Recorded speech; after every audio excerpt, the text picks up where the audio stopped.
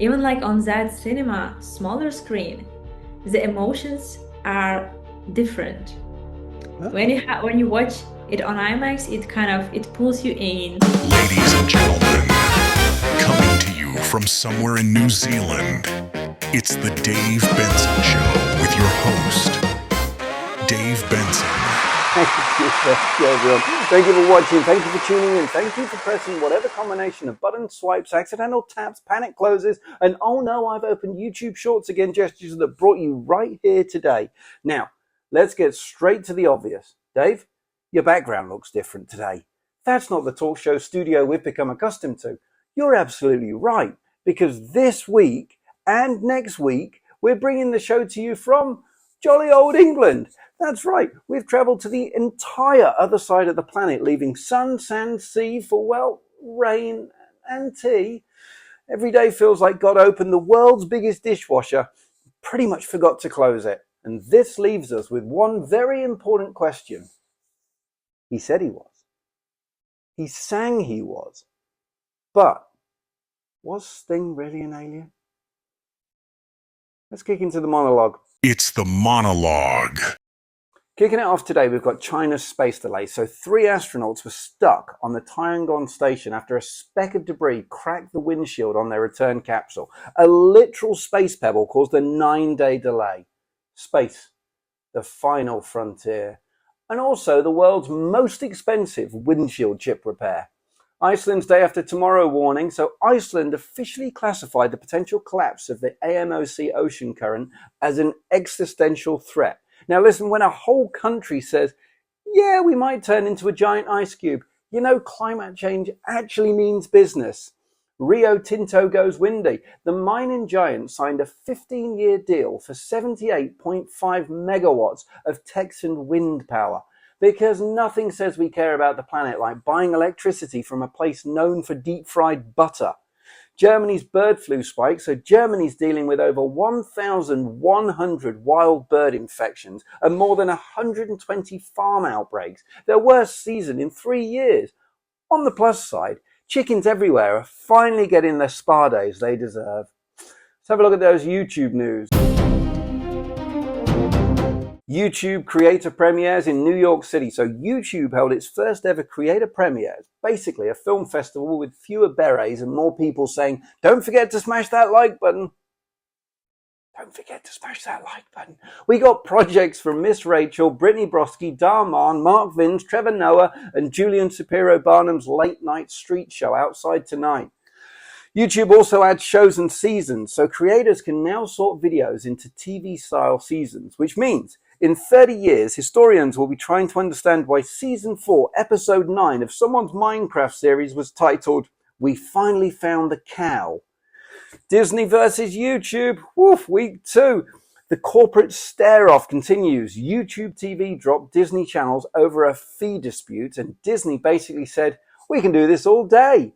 Analysts estimate it cost tens of millions, but the internet remains focused on the real question. When will I get my ESPN back so I can ignore sports I don't really watch? Mark Robber launches Mark Robber TV. His entire science library now streams 24/7 on Samsung TV Plus, meaning your children now have zero excuses not to know how a slingshot works.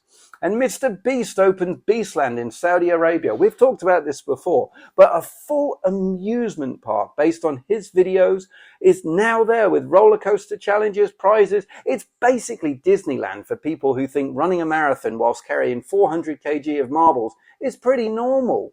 YouTube's also tightening violence and gambling rules. Violent gaming content now gets age restricted. On behalf of every 13-year-old who thinks they're invincible, I'm so sorry. Let's have a look at the podcast news. So TikTok and iHeart have launched a new podcast network with up to 25 creator-led shows, new studio hubs, and a TikTok radio station. Because what the world needed was even more content from people who say, guys, you won't believe what happened next. TuneIn's been bought for $175 million. That's right, Stingray bought TuneIn and promised to revive it. Somewhere inside that deal is at least one middle-aged dad who's saying, yes, I still listen to the radio. Threads has added podcast link support. So Instagram's cousin is now a podcast discovery platform. Coming in 2026, Threads introducing ads for mattresses and shaving kits. It's destiny. All right, let's have a look at that movie news. It's the 60-second movie review. So first up is The Running Man. So Edgar Wright reboots the 1987 classic with Glenn Powell, a desperate dad who signs up for a reality show where people literally hunt you for money.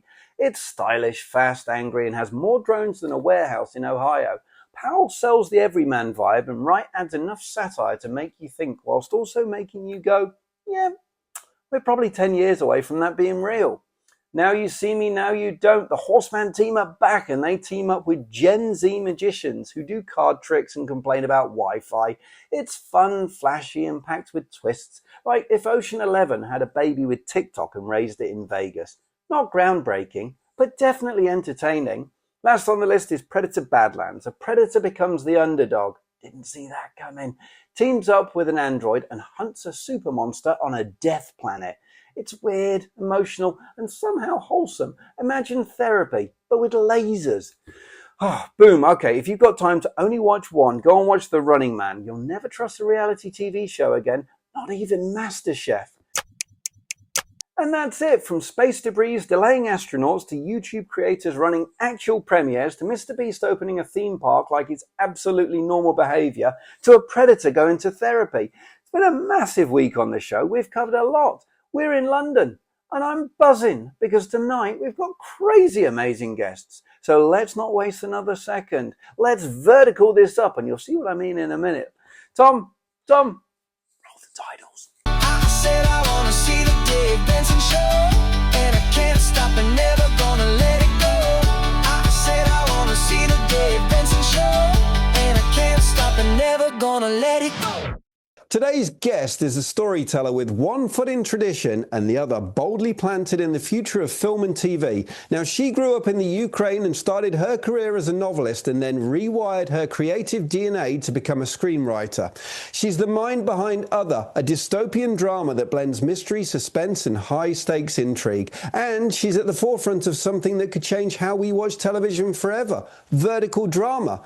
Not only is she writing, she's also building platforms for others. And if that's not enough, she walked the festival circuit, built shows, and even jumped behind the scenes as a script supervisor. And trust me, the credits are only going to grow from here. Please welcome to the show the amazingly talented Dana Protsyshak. Dana, how are you? Thank you, Dave, for this amazing introduction and also for spelling my last name correctly. Yeah, you did. You did it perfectly. It's a rare thing, so thank you for that. I'm not going to lie, Dana. Before you came on, I chat GPT'd it, and I said to chat GPT, how do I pronounce this name? And it told me, and I practiced with chat GPT, and just to make sure I could get it right for you. Wow, that's a lot of devotion. Thank you. Thank you. Thank you. So it's Thursday night for you, I'm guessing. You're in LA, right? Yeah, Thursday evening.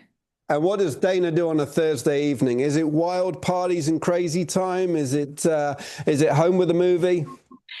I wish. No, I'm full preparation for LA vertical drama market. So emails, contracts, reaching to our panelists, contacting all people I can tell about this market, being in touch with my team. So crazy schedule. That sounds crazy. So let's take a look at your journey. So you started as a novelist. Did you always want to be in film, or did you always want to be a novelist when you were a child? What was the beginning like for you? Well, the beginning, yes, was when I read Harry Potter when I was 7, and I wanted to become like next John Rowling in the world. Mm-hmm. So I started writing when I was 7, but then I did a lot of stuff after that. I went to physics and mathematics high school with advanced physics, math, and all that. Then I get to study economics. I did my bachelor degree in economics and master's in economics as well. So I would say that it was always in me, storytelling, but mm, it wasn't my main goal. Like I was like I loved watching movies. I was doing that, but it took me some time to realize that that's what I want to do all my life. And how old were you when you did realize? Were you in your early 20s and did it just change from there? Well, so I graduated from university, and then I after a year of trying to do like startup for scientists, Hmm. uh, I I I went on maternity leave, and I guess as that experience like awakened storyteller in me. So I got back to what's always been in my heart, writing. I Hmm. started writing one novel, then came sequel, then another story, and then I was like, when I'm writing, I'm transcribing the image in my head. So like it will only make sense to have it on screen. And I love watching TV series like on Netflix, and I grew up watching series. That's how I learned English. So it kind of like it matched, like something in me clicked, and I was like, okay, I have stories now, and now it's time to put them on screen. Wow. And you, like I said at the start, you were in the Ukraine as a child. And did you move over to LA to do that? Or did you move over long before that with your family and then grew up in LA? No, I'm in LA less than 1 year.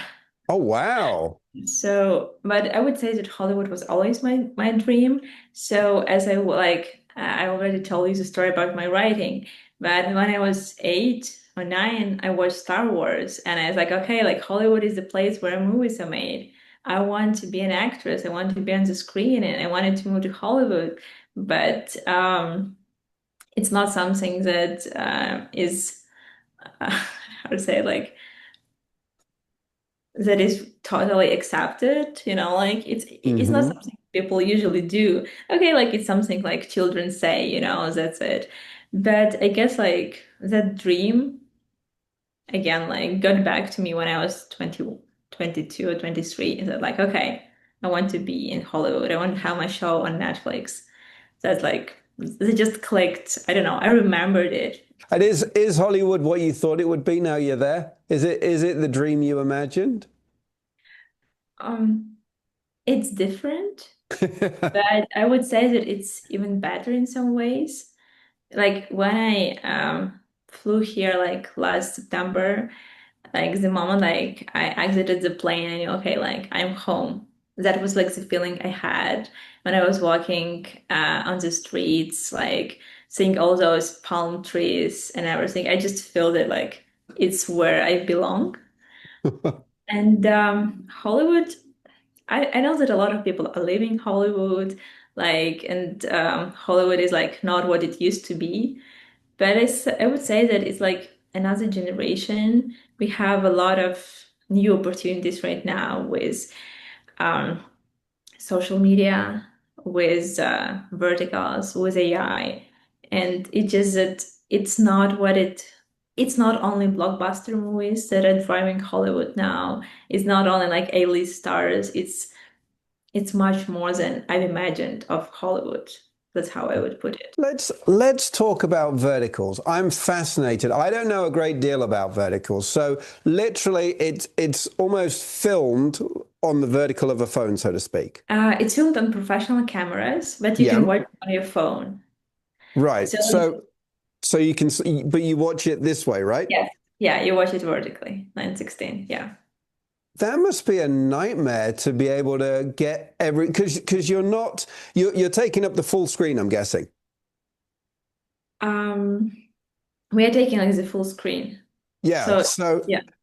so how do you get everything into that space? I mean, when you're shooting like backdrops or backgrounds or like you must be going quite far back, or how do you do it? Honestly, after working on verticals, I need like 10 or 15 minutes to get back to horizontal. So when I see it's like, why do we have so much space? Like So it's the other way around for me. But I would say, first of all, like we don't put like more than 3 or 4 people in the frame. Right, And like verticals, they survive on close-ups. So we should like people waist up or right. like chest up, and we do a lot of inserts, like detailed shots like of necklaces, rings, flowers, to establish the setting. Yeah, But um, it's funny that you brought it up because um, for me, cinema, it's all about imagination. So we kind of show tiny details of what like the whole location looks like, but people can still see the whole picture because their imagination kind of augments that, if it makes sense. So yeah. like it kind of reminds me of like when you read a novel, like you always have like some images in your head, right? Like how those characters look like. And here you can't figure out how those characters are even sitting because you don't see them all together on screen, but still you can feel the emotions, you can feel the space by tiny details, by pacing, by music, by characters' emotions. So it's a nice challenge. What drew you to it? What made you say, well, horizontal's not where it was it just that horizontal's not where the future is going to be, so maybe I should start looking at what the future could be. I wouldn't say that it was like horizontals or verticals. It's very hard to get into horizontals right now. Like studios are thriving, especially after the strike a few years ago. So um, I would say that it's what open for new filmmakers right now. That's how they can get into the space and that they can prove that their ideas and their skills work. And I, I think that it's a path to big cinema as well. I know a lot of people are taking this space, but I also feel that it's new media, Hmm. which kind of happened accidentally, but it's working right now. So I don't say that like I don't want that I will never work on horizontals. It's just right now I see a lot of potential in um, at least starting in verticals. Like I have original stories that I want to tell, and vertical storytelling is very satisfying because it's very fast paced. So you write a story and you can see it on screen in 3 months Hmm. maximum. And Yeah. you will see all the comments, you will see how people react to what you just did. You will see the number of likes, of views. So you will have that immediate feedback.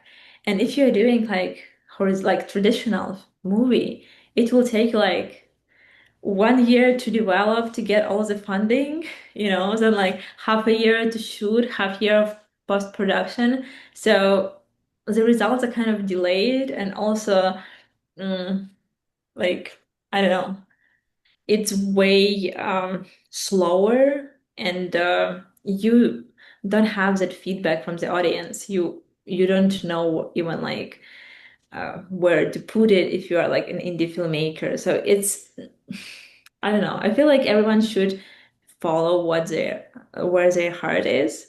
And I saw this opportunity and I jumped on it. And still for me sometimes it feels that I'm lagging behind.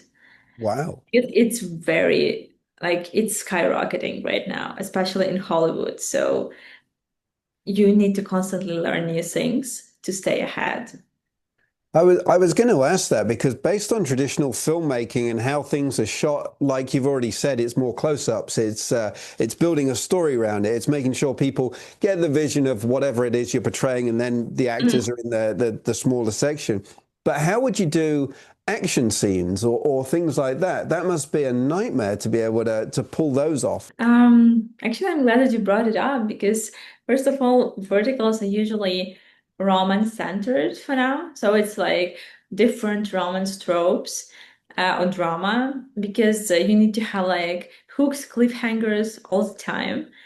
I know that right now, one like action vertical is just getting into post-production because it's also fast-paced. So it's all about like fast pace and emotions, cliffhangers, hooks that can keep audience engaged with it. But Hmm. also, um, I watched F1 movie Yep. twice last week. Uh, once on a big screen in IMAX, and the second one it was a screening in DGA. It was a bit smaller screen, so it was cinema, but it wasn't IMAX. And for me, it was very interesting to discover that even like on that cinema, smaller screen, the emotions are different. Oh. When you watch it on IMAX, it kind of it pulls you in.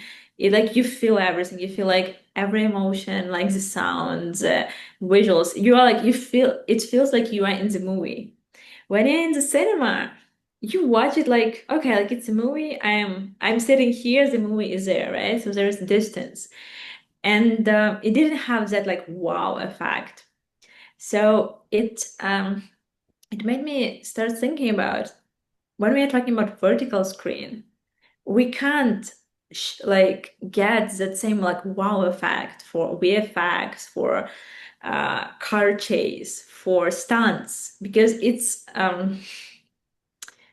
not that big, you know. So I would say that vertical media is media for storytellers because this is where all that matters basically it's your story. Story is the ground you build on everything else. Hmm. And in action movies, there are a lot of like stunts, a lot of VFX, a lot of computer graphics. So it's like all those things combined that makes this wow effect. So for verticals, we leave basically story and character, like an actor's performance, and And a little bit of sound. is other major streaming platforms picking up on this now? So is the Netflix, the Amazons, and any of the others starting to say, oh, we need to get on this market? They are looking into this direction, and like let's say like 6 months ago, they were pretty skeptical about it. But right now, especially like in last week, I feel it just like the interest is booming. So that's why I feel like our like LA vertical drama market, like the timing for it just perfect. Because just like last week, I guess there was an article in Washington Post about verticals that is like $1 billion market right now. And everyone like, okay, it's happening, it's here. And everyone like, woof, we are going vertical. Like a lot of questions, a lot of interest, even like from established producers in Hollywood. So I feel like people are realizing that it's closer than they thought it is, and they Hmm. are rushing it. So let's talk about LA Vertical because that's something that you've established as well. So do you want to tell us a bit about what you created and why you created it? I've worked on more than 20 verticals by now, and I wanted to create community of people who work on verticals. So I started doing like vertical networking events in LA. We did like 6 this year. And I had this idea that we should make a festival, like a big market, a big industry event for verticals. I had this idea in November last year, but I was like, no, it's too big for me to get like to put this together. But then like it took me some time to realize that like I would that I want to do it, and it would be a big mistake for me not to do it. So I seized the opportunity, and I've started putting together like um, panel discussions, screenings, pitching, Q&A. What I envision for it, it's like Cannes film market, but for verticals. So I want to like shape verticals into the industry, legitimize them at some point, and also create a community around it. And also introduce verticals to Hollywood, but it's already happening. So, yeah, to bring this industry experience, industry um, events like film markets to verticals. Have you had a good response to it so far? Because it's coming up in September, right? Yeah, so it's like in 26 days, I put like a time on my website. They did like, like only 26 days left. Um, yeah, I feel like a lot of interest from people in Hollywood, from people all around the world. We will have like people speaking on our market via Zoom from Europe, from France, from gosh, even like from China, from India. So we'll have, like people all over the world joining us on Zoom as panelists, but mainly it will be offline event. A lot of people are interested about particular events like Vertical Story Lab, which brings together writers who want to get into vertical space, who want to know how to write them. So a lot of interest to that, but yeah, a lot of people just want to share like their experience in vertical space. So it's all coming up together and just in three Wow. weeks, basically. Well, it sounds like you're leading the way. That's awesome. Is there anyone from New Zealand going? Not yet, unless you are. Send me an invite. I'll be there. Okay, I will. Let's talk about Other. So, what inspired that, and what do you think audiences are going to take away from it? Basically, it's a mix of a lot of ideas that I put together into one setting of dystopian sci-fi that can resemble Handmaid's Tale mixed with Dune. Hmm. I would say some ideas are like 10 years, are from 10 years ago even, or even more. Yep. Um, I would want people to take away from it that every life we get this clean slate to do whatever we want, that we can like play our game the way we want to, we can lead our lives the way we want to. But how to put it? And we should use this chance to do our best, and that it's not like the only life we may have. So we can take the most from it, and that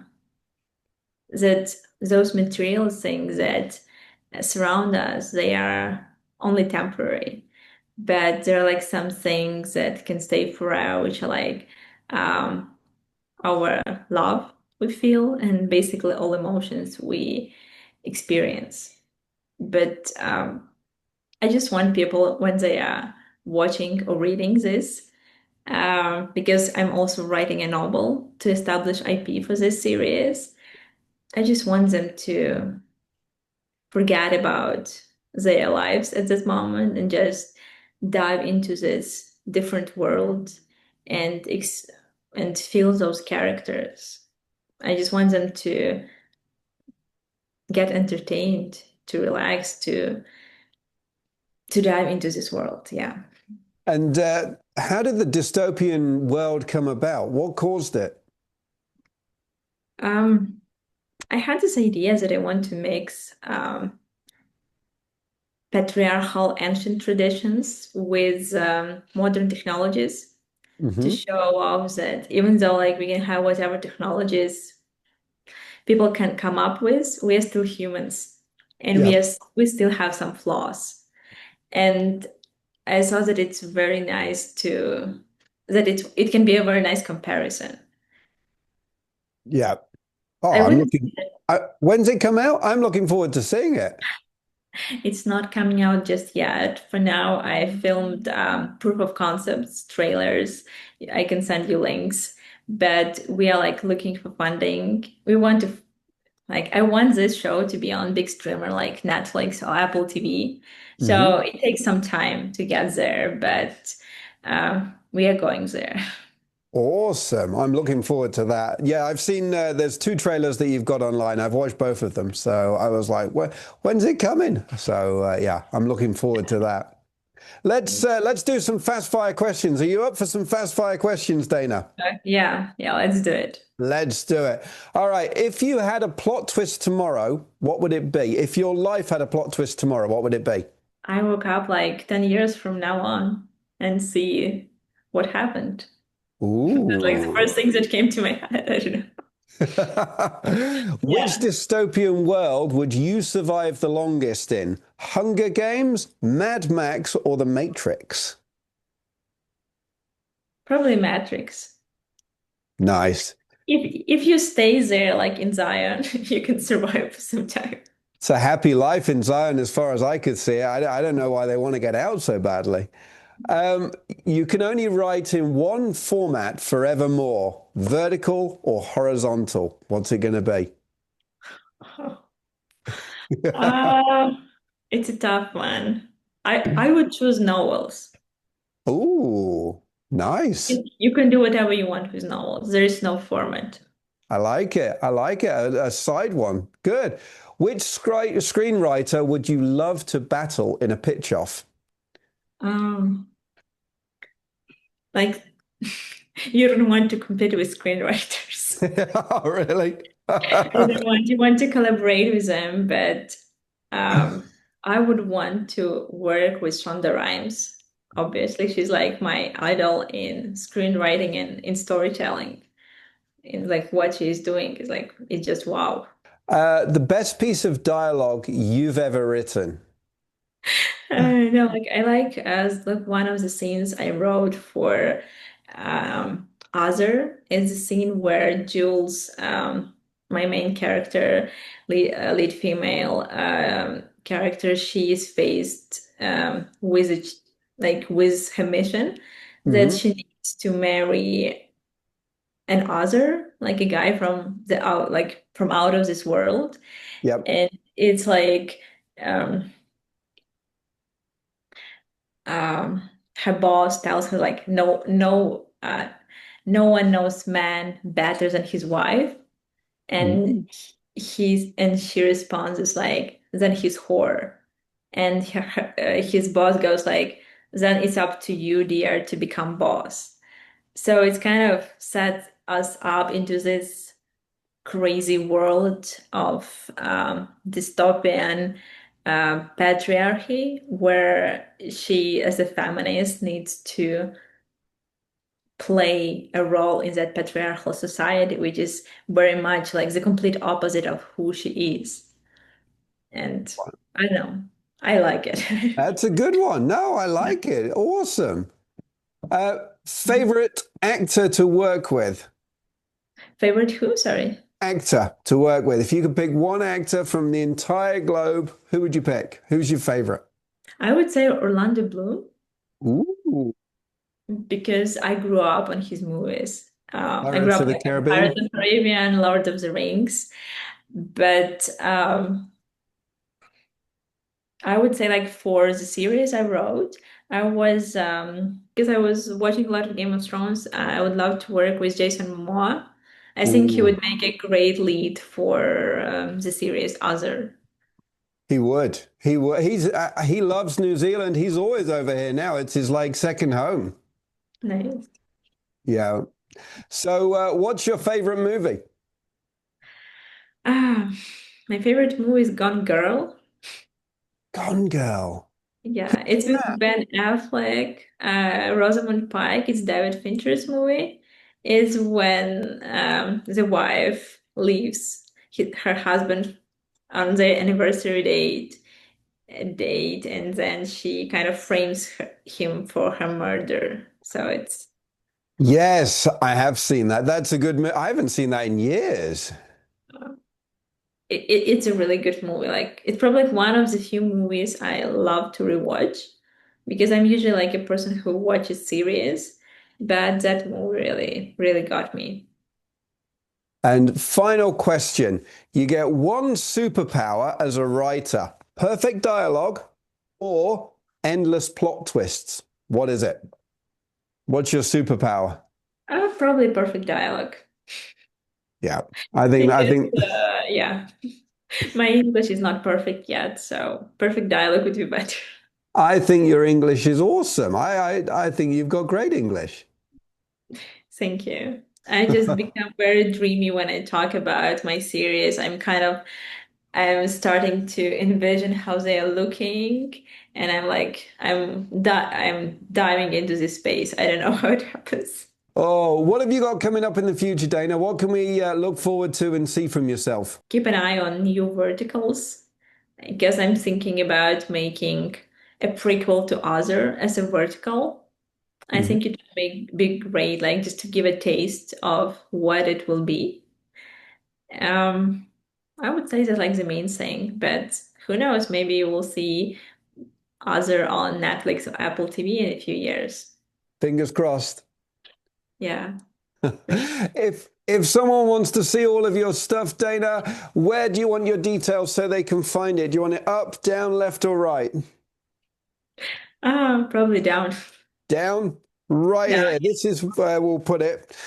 This is where you're going to be able to see all of Dana's details for what she's got coming up. And also, if you would like to contact her and get in touch and see what's going on, and we'll make sure all of the LA Vertical stuff is there as well, so we can promote and show what's going on in that space. Dana, absolute pleasure talking to you. Thank you so much for your time today. I wish you absolutely all the best, and I really do look forward to seeing the verticals come through. Yeah.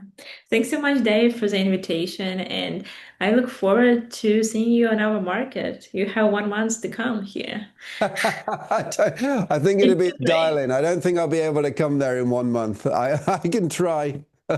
It's warmer here. I know that you have like winter season right now, so It's winter here. Yes, I would like that. Yep. So, but I make no promises, Dana, but thank you. We're going to be back right after these messages.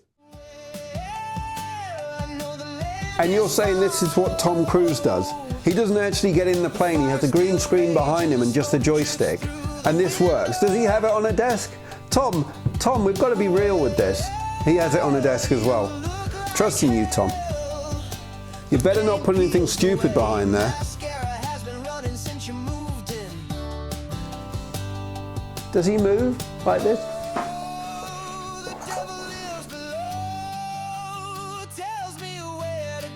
Feeling it now, Tom. I feel the need. The need for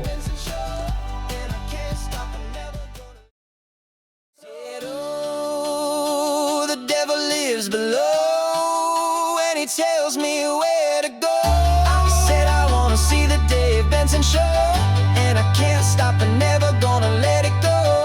I said I wanna see the Dave Benson Show, and I can't stop and never gonna let it go. I said I wanna see the Dave Benson Show, and I can't stop and never gonna let it go. I said I wanna see the Dave Benson Show, and I can't stop and never gonna let it go. I said I wanna see the Dave Benson Show, and I can't stop and never gonna let it go. I said I wanna see the Dave Benson Show, and I can't stop and never gonna let it go.